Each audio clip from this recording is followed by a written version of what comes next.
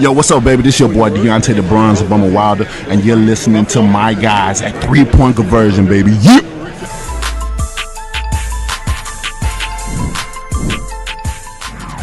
Official, but it seemed like as these things were leaking out or rumored earlier that Zach was like a late addition to the team, which sort of paralleled, his career, that he's just sort of being noticed. And now that, he's in this position, what have you seen in him in the practices this week and his game, and how do you think it will help your team in Japan?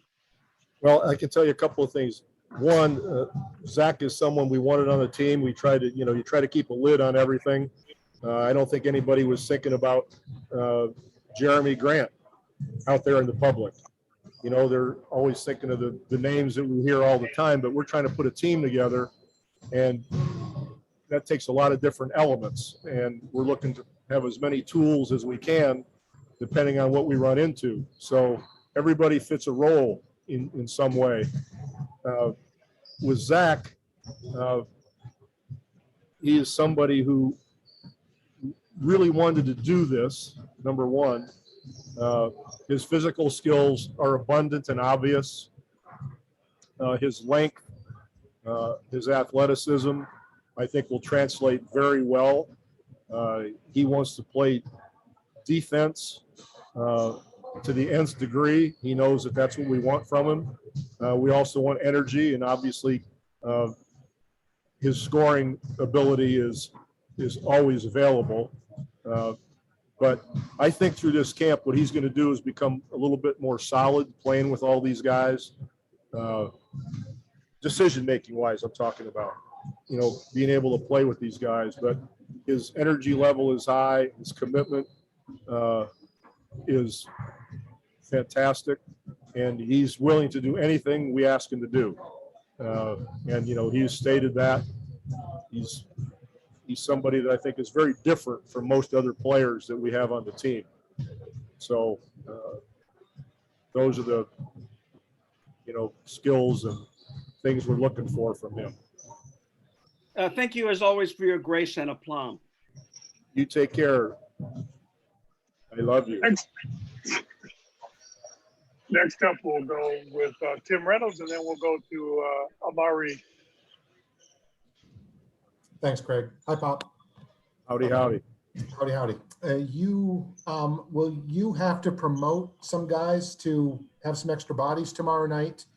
And what are you sort of looking to get out of tomorrow from your first real time out? Well, yeah, we will have to have a few bodies, for the group that's here. But as you might imagine, it's the beginning, and we don't want to skip any steps. We want to make sure that we have a defensive emphasis, that everybody understands how we want to play defense. We want to emphasize ball movement and player movement. Without the defensive 3 seconds, a lot of the teams pack it in, and you got to move them. And that's not going to happen if you have ball stoppers or if you don't change sides of the court, bodies don't move. So we've been working on that a lot. So we want to see, how we're moving together on offense and on defense, if everybody's pulling their load, being accountable to each other.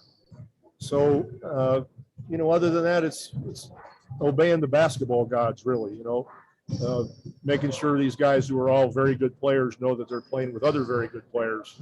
And so, in a sense, we all become a role player, if that makes any sense. I'm attacking for a teammate. I'm not going to be isolated as much as normal. I'm not going to get as many shots as normal. That type of thing. Thank you, Pop.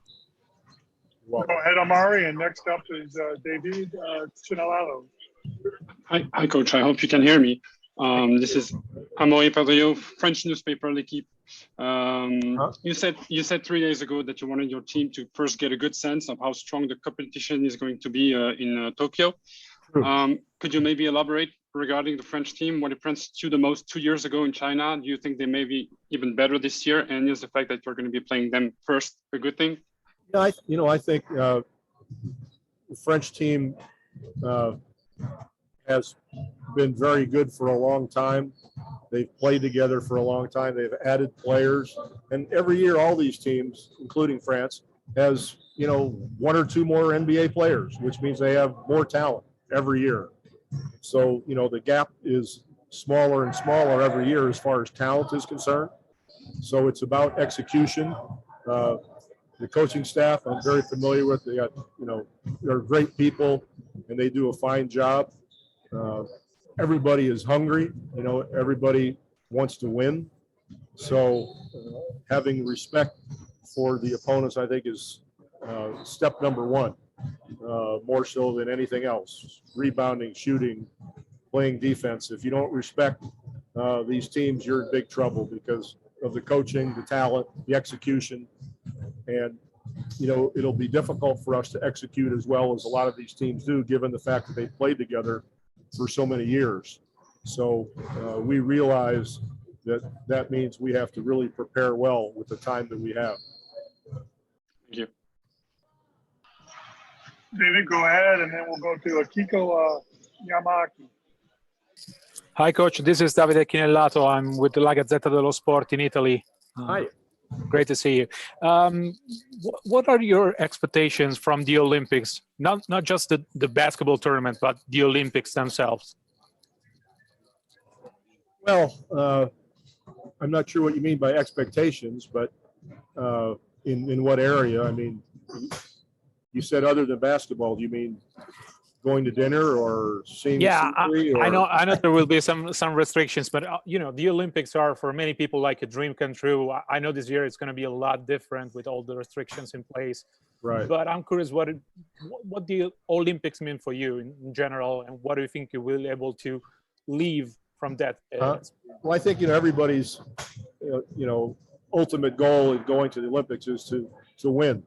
You know, to win the high jump or win the gold medal in basketball or, you know, win the pole vault, whatever it might be. That's number one. But it's also an honor to be there, and represents a lot of work that all these athletes and coaches did over many years. So it's like the pinnacle, you know, of competition in that sense, where you pit your skills against the world. It's a time of camaraderie, of honoring each other, and one of those events in life that is very rare, very, very rare. So it's to be honored, it's to be cherished. And if on top of that you have time to enjoy the country to some degree, that makes it even better. It seems that might be a little bit difficult this year, but we'll wait and see what the situation is when we get there. Akiko, you're up next, and then we'll go to Fago Franklin. Yes, I'm sorry. Yeah, I work for Japanese newspaper, Kyodo News, and yeah, it might be a little bit similar question, but I'd like to ask you, the Olympic will be held without spectators. So what are your thoughts about it? And the players disappointed about it? If I understood you correctly, I'll try to answer. Whatever the situation is, we have to deal with it just like everybody else. You know, life is never perfect or the way you might want it at a specific time in your life. Everybody gets, you know, curveballs and hurdles and that sort of thing put in front of them. So whatever the situation might be when we arrive, we'll deal with it. That's the only choice. Yeah. Thank you very much. You're welcome. Fago, you're up, and then we'll go with Joseph DeGlucci. Hey, how you doing, Coach? Good. I hope you're well. Yes, sir. Same here. Could you touch on Kevin Love and his leadership ability on the floor? Sure. You know, Kevin's been here before, so he's one of the veterans on the group, and he can reinforce a lot of things that we're trying to talk about as far as respect for the opponents and how tough a lot of these games have been. You know, people have the impression that, you know, America has just, destroyed people in these games. And we all know that that's not true. They've been very competitive games very often. So people like he and Kevin Durant are able to describe that to people and make sure that they're aware. So in that sense, his leadership is important, but he also, I think, he has something to prove where, the year didn't go for him that great. And I think at this point, he's thrilled to be part of this and hoping that he can, get back to his form and his rhythm. So he's working hard to do that. And so far, I'm very pleased with what he's done. Thank you, Coach. You're welcome. Coach, thank you so much for joining us. I wanted to ask you about the roles, about Kevin Durant, Draymond Green, and Kevin Love specifically. Obviously, they're the 3 former Olympians on this team. Can you kind of talk about what impact they'll have on the 9 other players who will be making their Olympic debuts? Well, I think that overall, they're, a source of leadership as far as making everything real, making everybody serious, knowing that it's a difficult journey, understanding what these teams present in the way of competition and how badly they want to beat us. So, everybody being accountable to each other is easier if you have guys that have been there before and understand the situation. So in that sense, they're very important. Thank you. Welcome. We'll do 2 more questions. Brian Lewis, and then we'll finish up. Since we started with Sam, we'll finish with Sam. Hey, Bob. You touched on Kevin Durant's leadership. I'm curious, at this point in his career where he's accomplished everything, what do you think motivates him to, commit to Tokyo? Do you think, obviously being having a chance to go maybe 1 gold medal ahead of Kobe or to chase Carmelo's scoring record? Do you think he thinks actively about those things, or is it just, I love to hoop and I like to be out there? Right. As far as those specific, goals or rewards or beating someone, I really have no idea what's in his head in that regard, but I am totally convinced and understand that the reason he's doing this is because he loves to play. He loves the competition. He loves the camaraderie with the guys. He wants to win. And when he's playing basketball, he's happy. And that's the bottom line common denominator why he's here. So I don't think it's any more complicated than that. Thank you.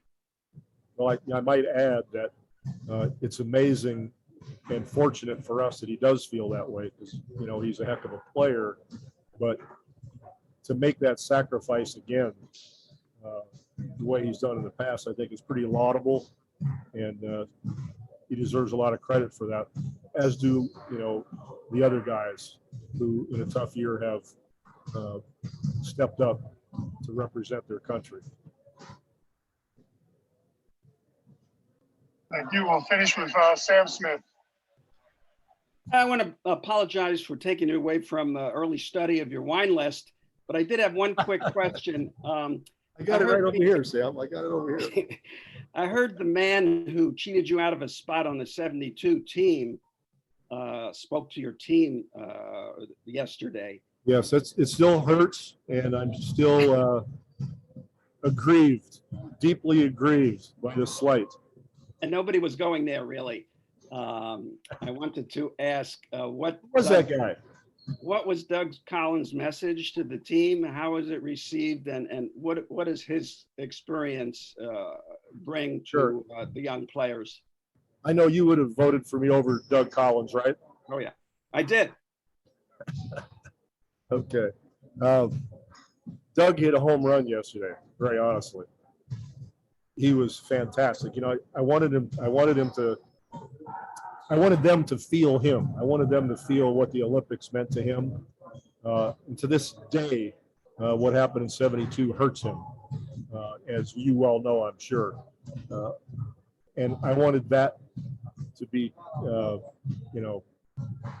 felt and transferred to our players how important these games are and how wonderful a memory they can have, you know, if we are successful in this quest. So he did that. But he was also, you know, emotional about what the game has meant to him. He lauded our guys for, you know, making this sacrifice, and wanted to, in some ways, warn them about, you know, how we had to become a family. You know, as I've said before, basically fall in love with each other and be responsible to and for each other, accountable, and play with that in our minds. And he got all that across. And he was especially effusive about Kevin Durant, because even though I've already said this afternoon about his love of the game and the sacrifice he's making, you know, he's also been injured, you know, quite a bit in the last couple of years, has gone through a tough time, and he's still here. And Doug really made sure that that was appreciated by everyone in the basketball world. So he was great, Sam. Thank you. You're welcome. Thank you, Coach. Thank you, Coach Popovich.